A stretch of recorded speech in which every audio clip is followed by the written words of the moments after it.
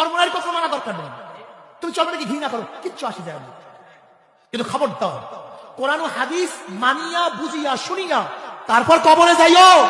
আজকে তোমাকে গাঁজা সেবন করাইয়া, চাঁদাবাজির মধ্যে লিপ্ত করিয়া, হাতের মধ্যে অবৈধ অস্ত্র দিয়া, তোমার দিমাগকে নষ্ট করিয়া যে সমস্ত বদমাশরা গরুর মতো, ছাগলের মতো, মহিষের মতো, কুকুরের মতো তাদের পিছনে পিছনে তোমাকে ঘুরায়, ওই লিডার, ওই নেতা, ওই বদমাশ কবরে উপকার করতে পারবে না। যদি বলি কিয়ামতের ময়দানে, তুমি একজন আওয়ামী লীগকে যদি বলি কিয়ামতের ময়দানে শেখ সাহেব তোমার সামনে থাকবে, জয় তোমার সামনে থাকবে, শেখ হাসিনার সামনে থাকবে, না হুজুর কিয়ামতের ময়দানে আপনাদের পিছনে উঠতে চাই, কি হাসির ব্যাপার।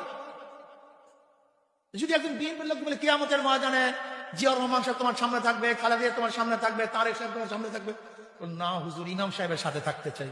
তুমি দুনিয়াতে নেতা মানবে আর একজনকে, আর কিয়ামতের ময়দানে নবীর পিছনে উঠবে, অথচ নবীর সুন্নাত তোমার কাছে ভালো লাগে না, নবীর টুপি ভালো লাগে না, নবীর দাড়ি তোমার কাছে পছন্দ হয় না, নবীর নীতি আদর্শ তোমার কাছে ভালো লাগে না, বরং আমার নবীর আদর্শ যারা প্রচার করে তাদেরকে মৌলবাদী বলছো, তাদের সন্ত্রাসবাদ বলছো, তাদের দাড়ি ধরিয়া টানাটানি করছো, তাদেরকে পায় করছো, পিটা দিছো, অপমান অপদস্থ করছো।